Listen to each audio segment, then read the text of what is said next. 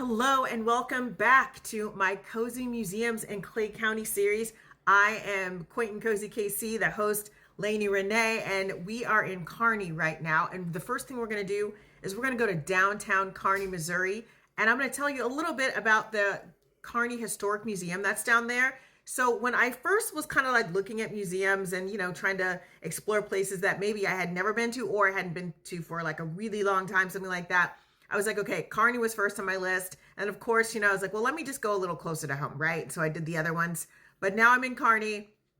And so what I want to say is, whoa, what I want to say about Kearney is that it's got a really cute downtown, but it's not like a traditional downtown because it's like there are little pockets of walkability. And then, there's places you kind of have to drive to. But it is there's some really great architecture down there by that museum. Now, the museum is open limited hours, and a lot of these smaller museums are. So this one is open on Fridays and Saturdays. At this point, you can go to their website to get, updated information. So I think about 10 a.m. to 2 p.m. is when they open on Fridays and Saturdays. So again, I always try to go to their Facebook page because I do believe they have a Facebook page.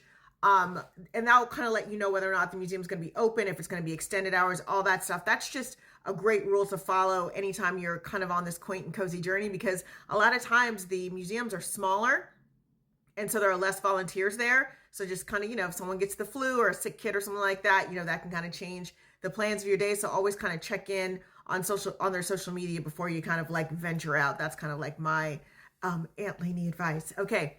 So the first thing I noticed about this museum is that I felt like it was kind of on the newer side. No, it is from 2006, but it's landscaped pretty well.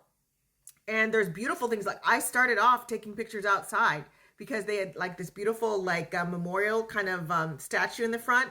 And then they just had, some flowers around. It was really, a nice little landscape situation. So I was like, oh my gosh, I spent 15 minutes outside, doing that.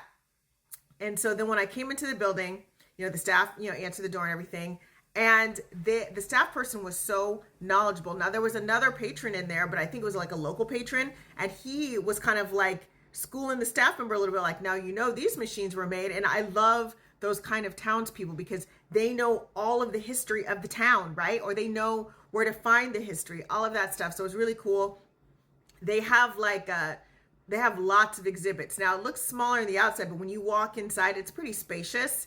And so they've got everything. They've got what normal life was like back then. And a lot of these smaller museums have that, like a dining room set, like a scene from someone's living room. Then they also had kind of like the transportation piece of it. They had, like an ode to the trains. They had trains on display, but then also they had like signs. And I was like, oh my gosh. And then there was their gift shop is like way in the back of the museum.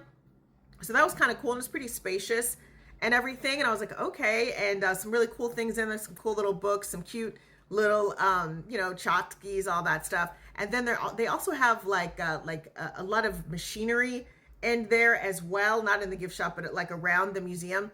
It's definitely a place. And I believe they do change their exhibits, at least quarterly or annually. So again, I'm talking to you about this. If you watch this video 3 months from now, they could have a whole different setup, right? So that's just something to keep in mind, because even though you're like, oh, I've already marked this off my list, maybe it's something that you do on a yearly basis where you visit these museums, on a seasonal or yearly basis. So that's, again, something to keep in mind.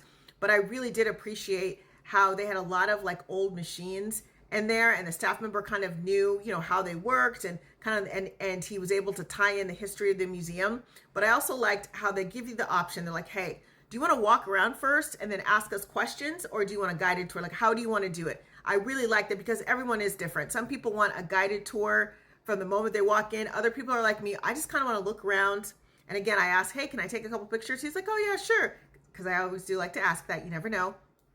And then when I had questions, about the machines, machinery, like the automotive stuff, I was able to get him to, answer some of them, everything that he knew.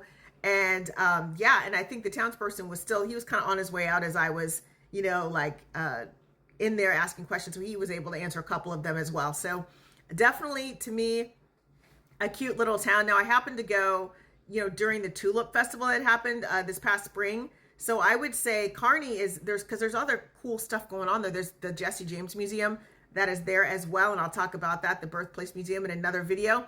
But again, I think Kearney is a great little daycation day trip that you go to. Maybe you start off in the morning. You could probably, I would go eat breakfast first, depending on where you're coming from the city. I'd eat breakfast first, come on down, you know, explore the town, and then maybe grab a quick lunch and, go to a couple of the museums. And then there you go. There's your daycation in Kearney, Missouri.